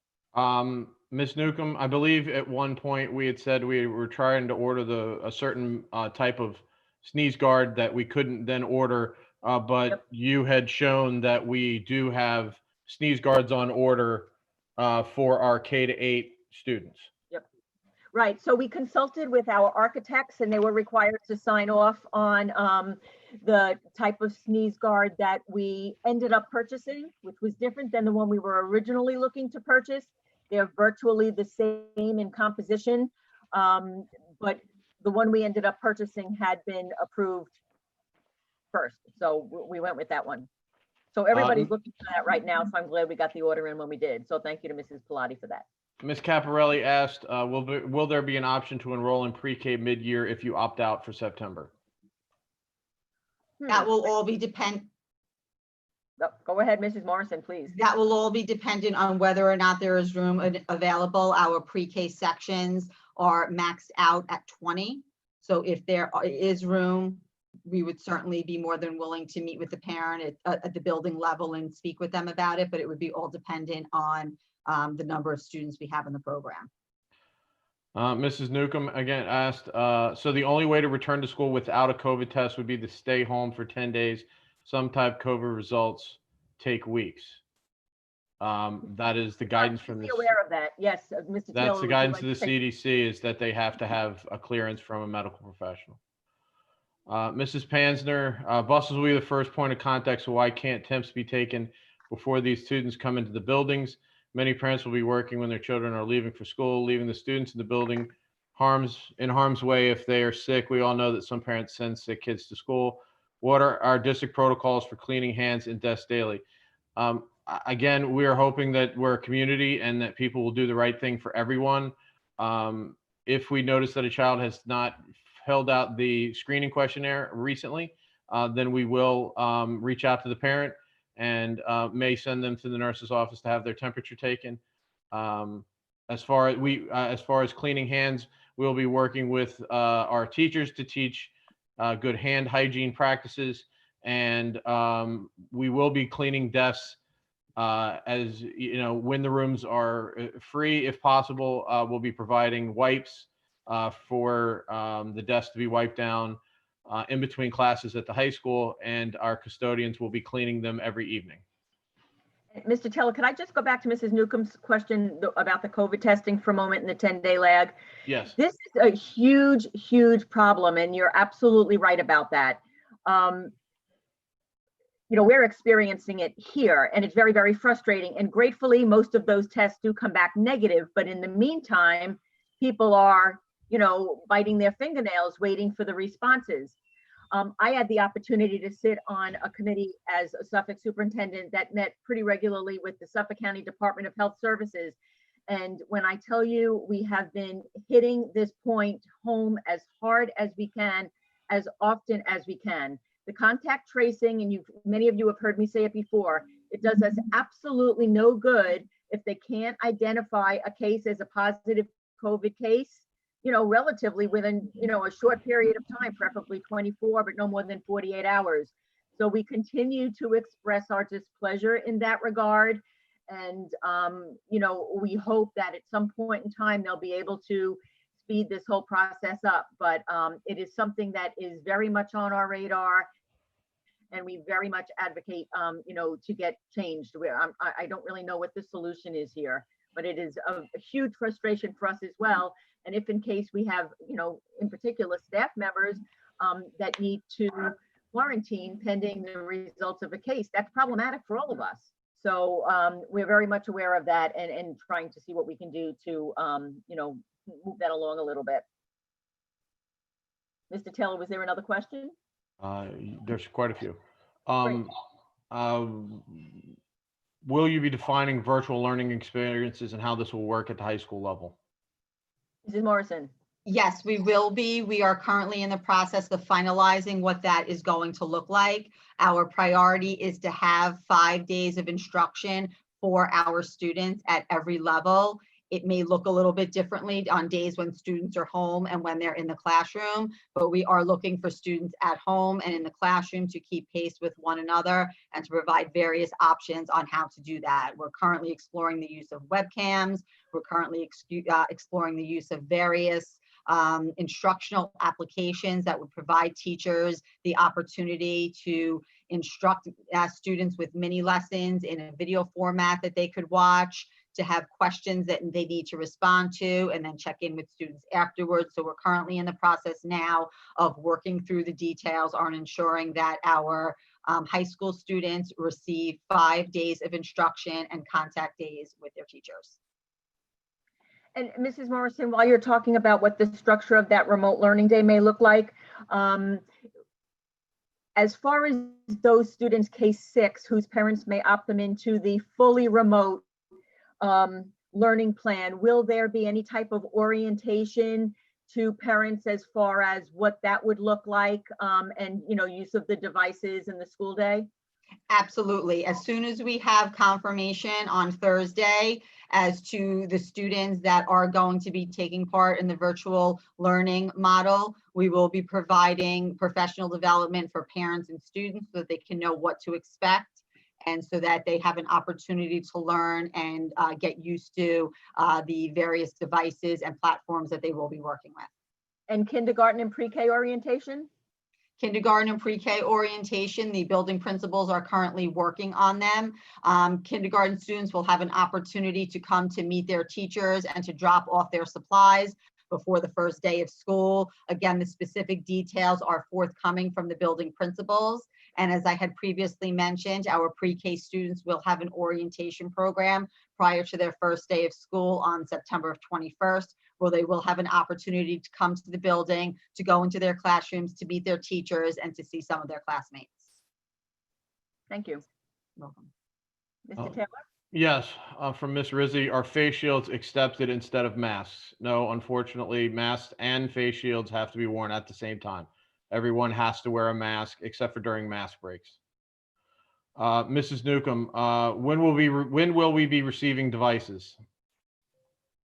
Devices for our K-5 students will be distributed prior to the start of the school year. Our IT department recently collected all of the devices that we handed out to our K-5 students as loaners this past week. They're in the process of refurbishing them, making sure that they are all up to date technology-wise.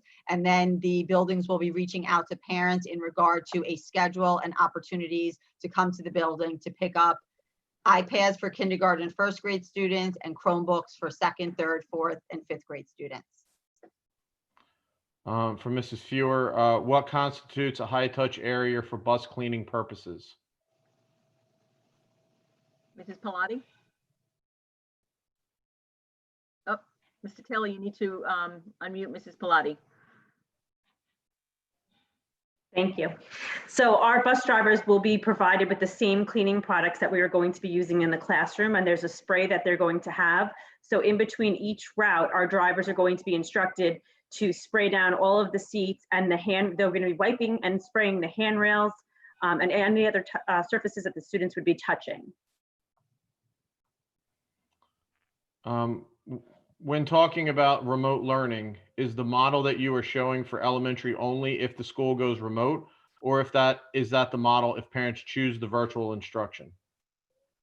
The model that we showed on the screen this evening is the remote learning model. Should we ever be informed that students cannot be in the building for a period of time, that will look different than the virtual learning model for those parents that select a virtual learning experience for their students.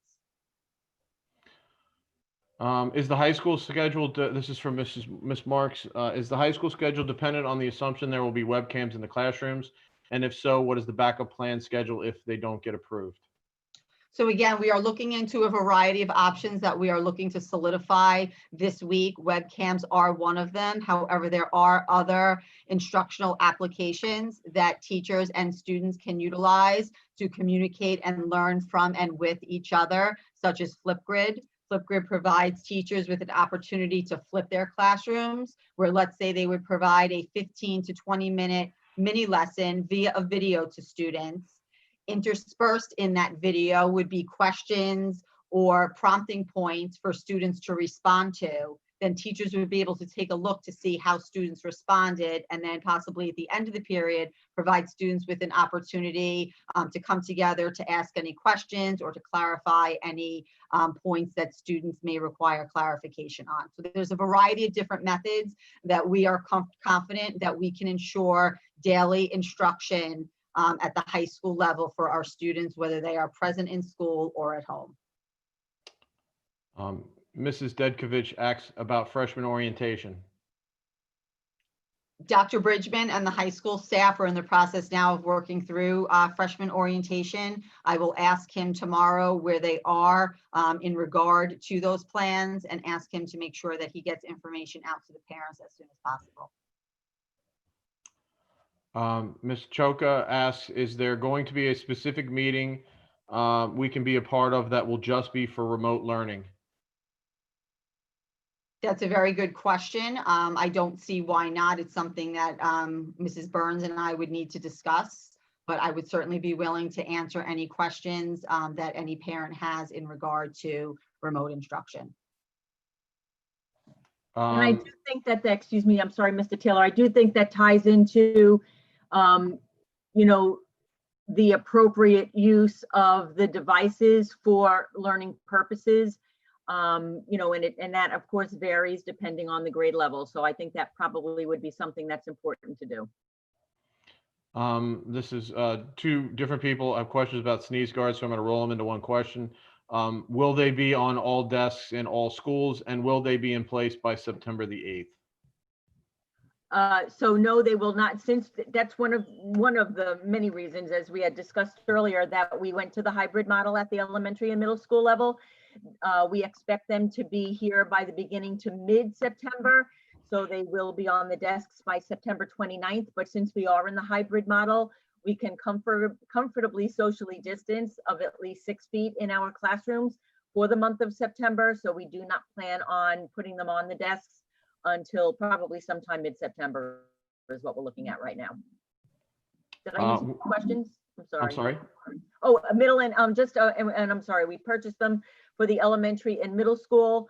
However, we have been discussing with the high school administrators the value of potentially doing that at the high school.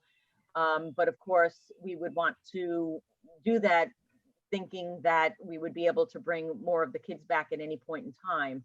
So we really need to see where we are in that regard. I would anticipate that some rooms at the high school are going to need it no matter what. So we are looking at that right now. When will the school principals be holding their virtual town halls?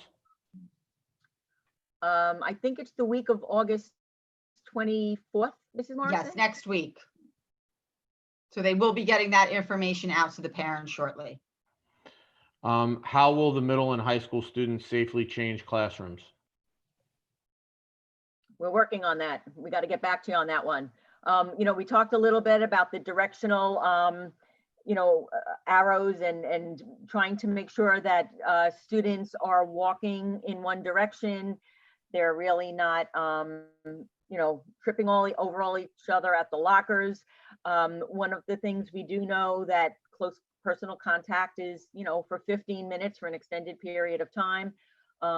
It would be expected that every single child is wearing a mask during passing time, and we are looking at staggering the periods within the school day so as to minimize the number of kids in a hall at any period of time.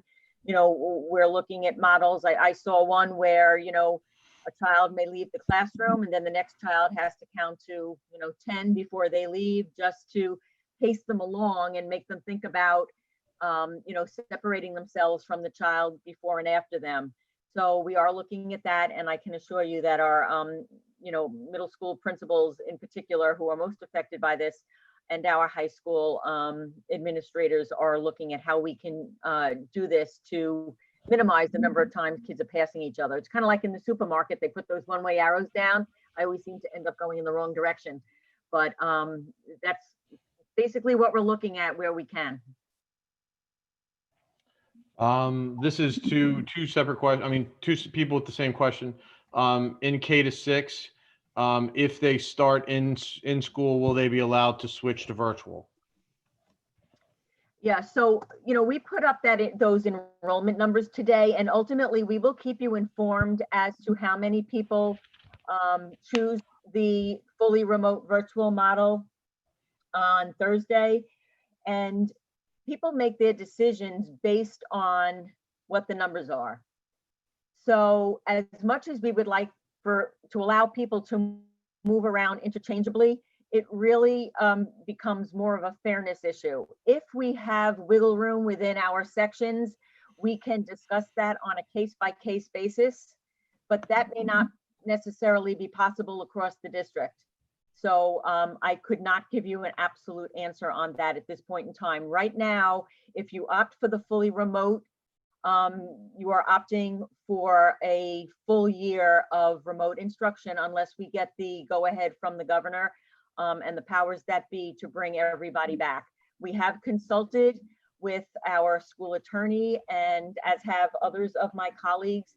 And, certainly from a child perspective, getting the kids back into the fully, classroom environment is always everybody's priority. But unfortunately, if we are not able to do it due to class size limitations, we won't be able to do it. And of course, it doesn't always guarantee, even if we could, your child would end up in their home school. Because if there's, smaller class sizes in another section across the district, that may be something we need to look at. Ultimately, from the big picture, is health and safety for everyone. And that's what we will be making, that's what we'll base our decisions on.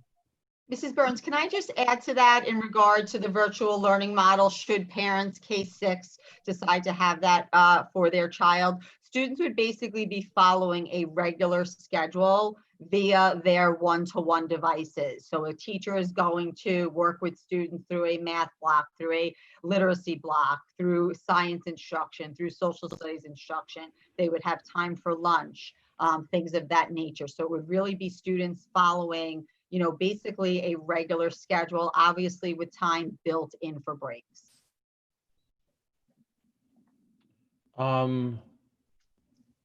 Mrs. Garofalo asked about math and reading RTI classes. Students will be receiving math and reading RTI services once the school year gets up and running. Again, the first few weeks of the school year, we're going to spend reorientating our students back to the school environment, but students will be receiving their RTI reading and math instruction as deemed necessary.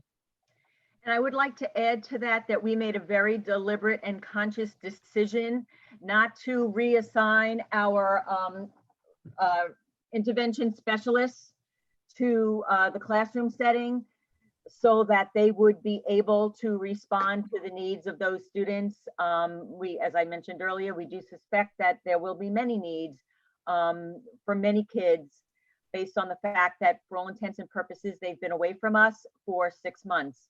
So I know Mrs. Morrison has been working closely with Mrs. Walsh and Ms. Dowling to ensure that everybody's on board with making sure that we identify and support the kids that need it in those critical areas.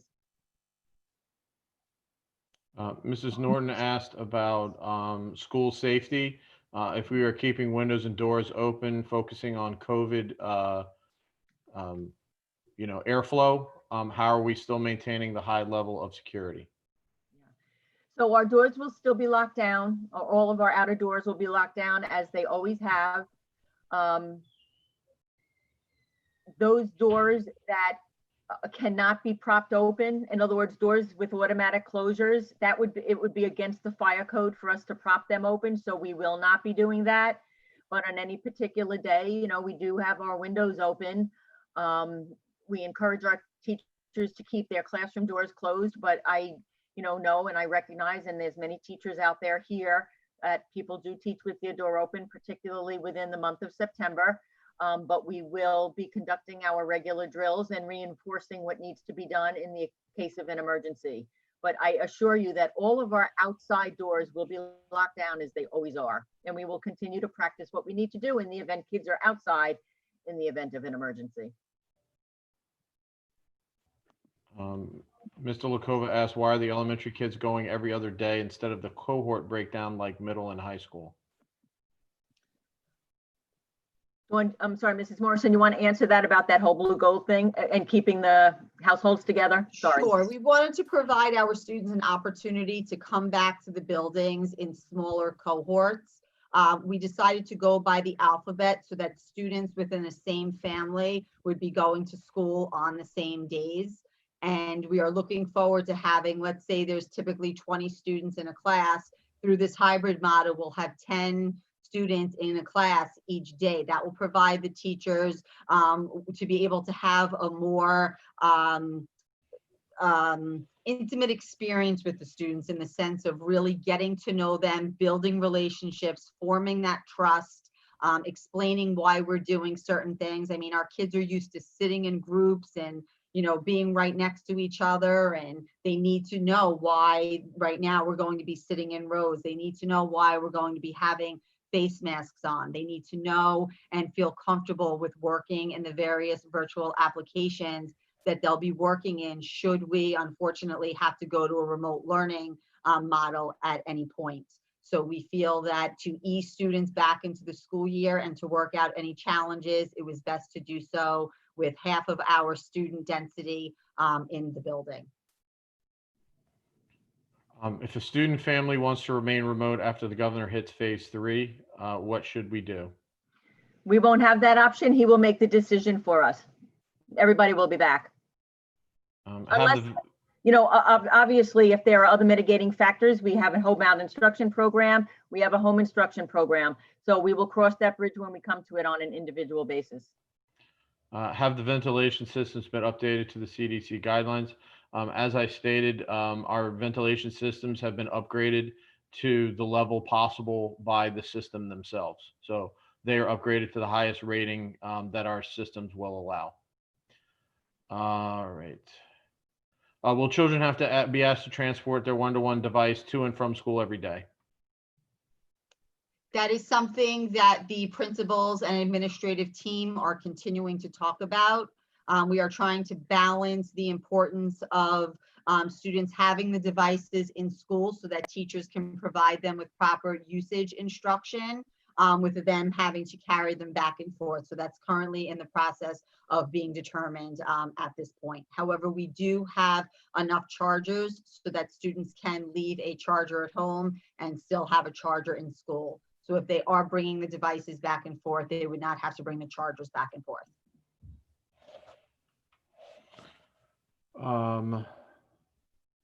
Once we have the needs guards, will children need to still wear a mask at their desk while self-contained in that guard and being 6 feet apart? And the answer is yes. I understand that there continues to be some confusion in that regard, and I certainly understand why. There is some literature that talks about the 6 feet, but the most recent DOH guidance, CDC guidance, and we posted an article about the use of masks from the chapter 2 of the American Academy of Pediatrics. It's the New York State local chapter. They took the time to answer 10 questions about the use of masks.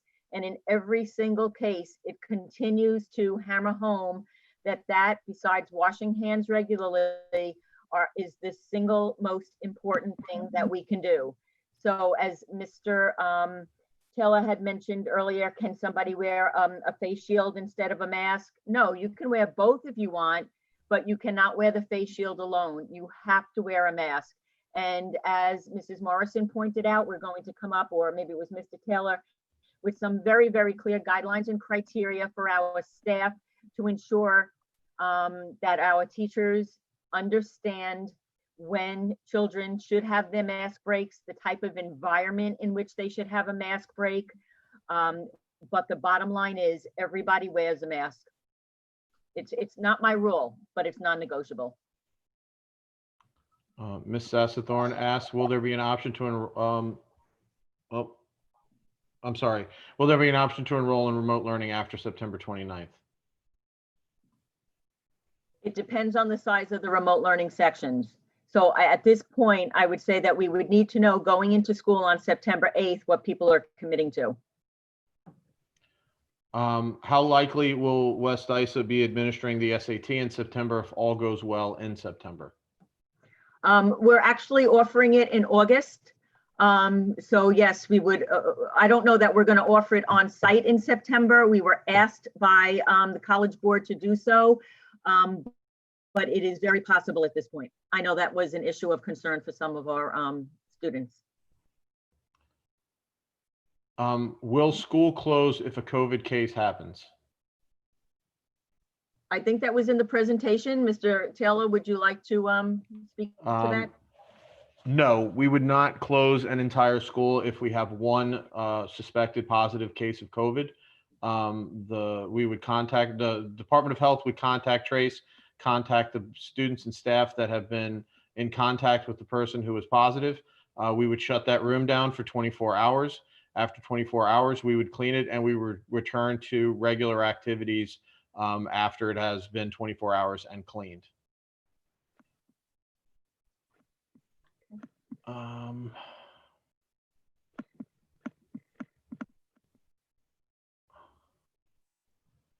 I'd help you out, but I can't see the question. I'm just trying to go through and picking questions that we haven't already answered. Are kids going to be be given time to communicate and talk to one another, especially during lunchtime? Oh gosh, yes, of course. That's part of the learning school experience. I didn't mean to step on you there, Mrs. Morrison. That's the whole purpose of getting them back to school.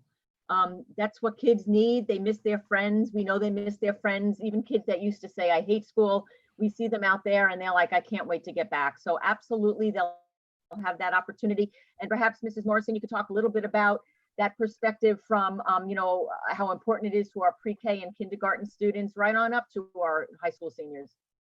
Absolutely. We recognize the need for our students to be able to interact with one another. One thing that we have heard repeatedly is how much they have all missed their classmates and friends. So every opportunity that we can, we will provide them with time to have those interactions. And as I've said, you know, several times, the month of September is really going to be spent on fostering those relationships, building friendships, and welcoming the students back to the school building so they have those opportunities to catch up and to interact with one another. And obviously, there's no better time to do that than lunch and recess.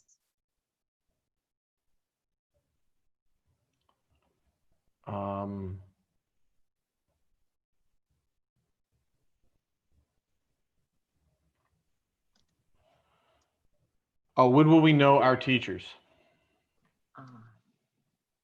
So at the elementary level, we are waiting for Thursday to see what the responses are in regard to the parents that have elected the virtual remote option. At that point, we will back those students out of classes, make some readjustments, and we're hoping at the elementary level to get classroom teachers out to families by the middle to end of next week. At the secondary level, we are looking to do the same. School counselors are coming back. We're going to be working through any challenges that we may have currently right now with the schedule and moving some students around. And we are again hoping to get that information out middle to end of next week. Can parents be provided MSDS sheets on the cleaning products that the children will be exposed to daily? Yes, we'll have them posted on the district website.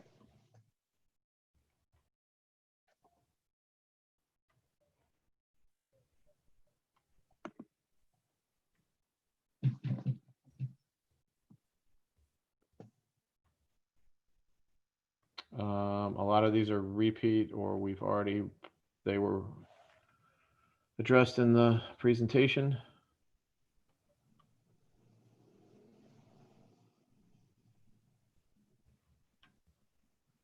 I know we addressed kindergarten orientation and freshman orientation. I'm assuming there will also be a 6th grade orientation. That was one of the questions. You're muted, Mrs. Morrison. And Mr. O'Farrell are currently collaborating in regard to what those orientation programs will look like, and we'll be getting information out to parents as soon as possible. Once we have the final dates, we'll be posting them on the district website as well. I know that it's the practice of the principals to communicate with all of you personally, and they will be doing that, but we'll also be updating the calendar as well.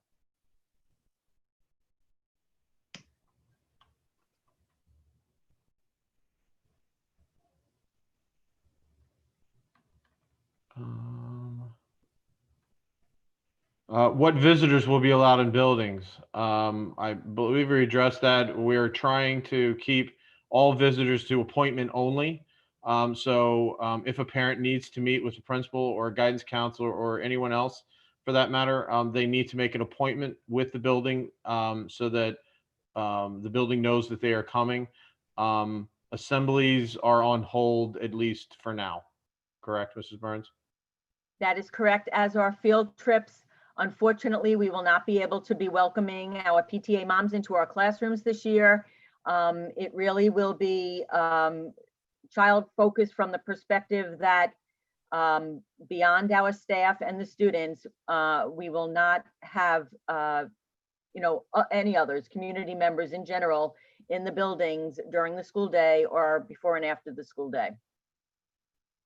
And that is in the state guidance as well. Will assignments be sent ahead of time for units in case students are put on quarantine? I believe we'll be handling that the way we would anytime a student is sick and has to spend time at home. Correct, Mrs. Morrison? Correct. One of the questions I haven't heard yet, but I know is a question, is if there's a child in your child's class that may be a suspected case of COVID, will you be informed? And the answer is no. You will be informed if there is a confirmed case of COVID. We cannot tell you by law if it's an adult in the room, in the building, or if it's a child. We can simply state that there is a case of COVID to which your child may be exposed. Again, and I can't emphasize this enough, that direction comes from the Suffolk County Department of Health Services.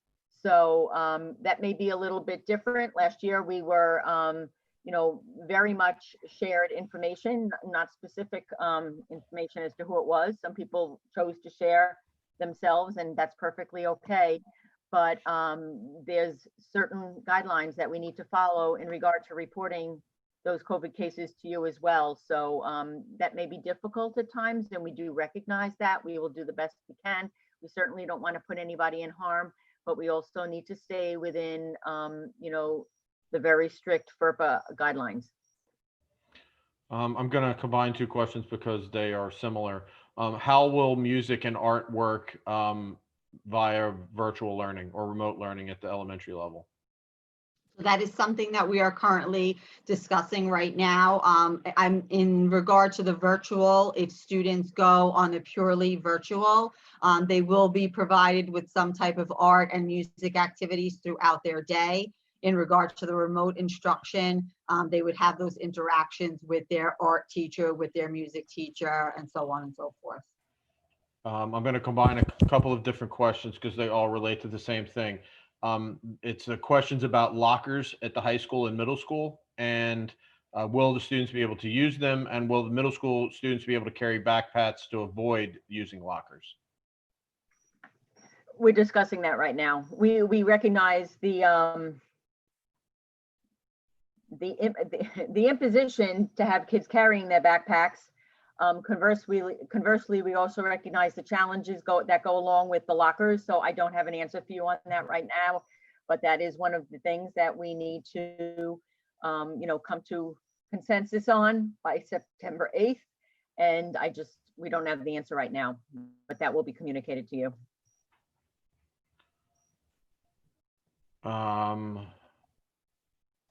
Ms.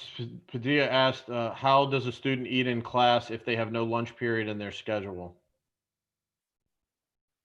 Well, that would basically be the same way they do, they did any other year. We have more kids than frankly I like that pass their lunch to take advantage of some of those robust course offerings Mrs. Morrison was talking about. So they would work with the teacher to eat their lunch during one of their classroom periods where it would not be a disruption to what's going on around them. So it would be the same, practice that we followed in past years. We have a number of kids that are in that position in any particular year. Will students at the high school be allowed to apply for, or the opportunity to apply for honor societies? Yes, we anticipate, sorry, Mrs. Morrison.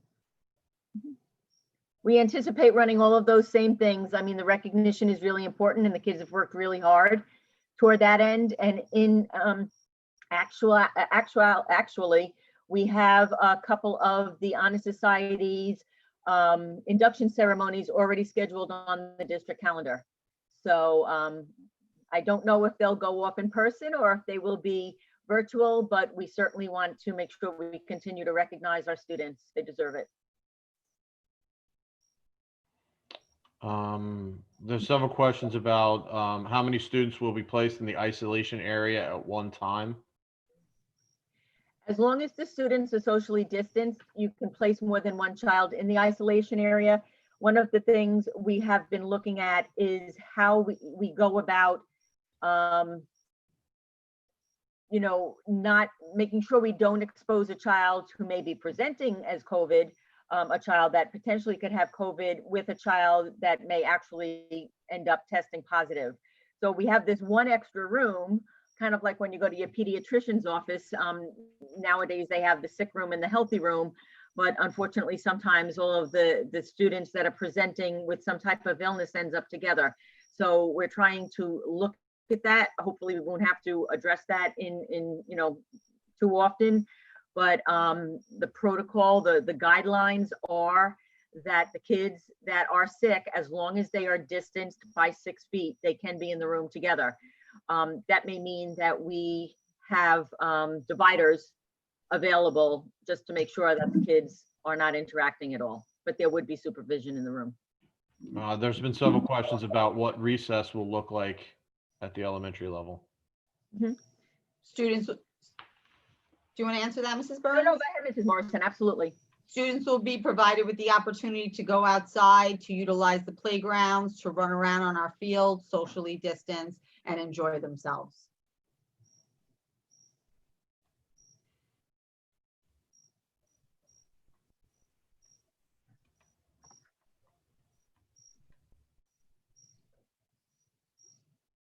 There's a question about, I'm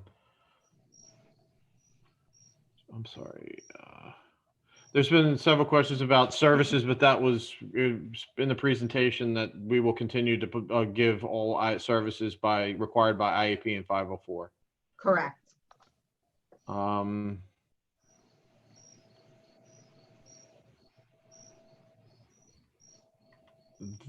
There was a question about the music classes at the high school. If they're not allowed to be outside, will they be able to work indoors? Yeah, in regard to music classes, I'm sorry, Mr. Taylor. If we're going to try to have the bands work outside as much as possible, but if the weather does not permit, will they be allowed to use the indoor spaces to perform? We will certainly look to do so. We have been looking at our auditoriums in our secondary buildings. They provide a nice space that we would be able to spread our students out. So we would be certainly looking for every alternative possible to ensure that that continuity of the music program continues uninterrupted. Yeah, and any of you that know Mr. Albinder knows that will happen. He Yes. will figure it out. So, A lot of the questions were repeat. I think we've gotten to the end at this point. okay. So as I had mentioned earlier, if there was a question that wasn't answered, we have collated all of your questions. I appreciate you sending them to me so we're able to incorporate as much as possible in the presentation. But we are in the process of updating the frequently asked questions that is currently on the district website. So we will make sure that as soon as that's done, that gets posted. We're hoping to have that done by the end of the week. So that way, if your question was not answered this evening, hopefully it would be answered in the Q&A, but of course you can always reach out. I also recognize that some people did not get in tonight. As I had mentioned at the beginning, this was a new experience for us, and I guess it over-registered. A number of people that had tried to register for the meeting then could not get in. It maxed out at 300. So we thought it was 250, so it actually took a little bit more, but then some people also registered. So we do apologize for that. And of course, we're in the learning business, so we learned how to adjust that for the next time. But at this point, Mr. Geller, is there anything you would like to add before we sign off for the evening? I need to unmute him. Hold on. Yes. There you go. Thank you, Mr. Taylor. There actually is a question that I got that I wanted to pass along. Who will be monitoring social distancing in the bathrooms and handling the cleaning of the bathrooms after the kids exit?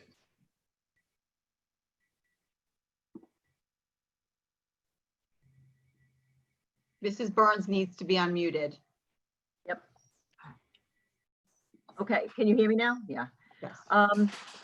So that is something that we have been discussing. I'm sure many of you with students at the middle school and the high school level know that we have supervisors on duty outside of the bathroom all the time. We are going to minimize the number of kids that go in and out of a bathroom at any particular period of time.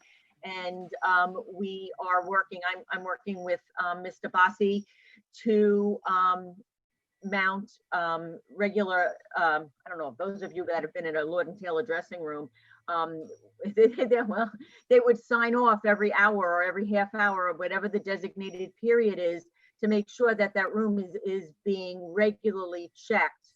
And that's exactly what we plan to do here. So the typical practice is that before COVID, at the beginning and the end of a period, whatever teacher is on duty would go in and just look around and make sure that the bathroom is in usable shape and that nothing untoward had transpired over the course of the 40 or 41 minute period.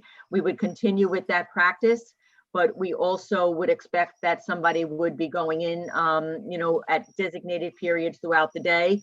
And to give the place a wipe down or a spraying, whatever it entails.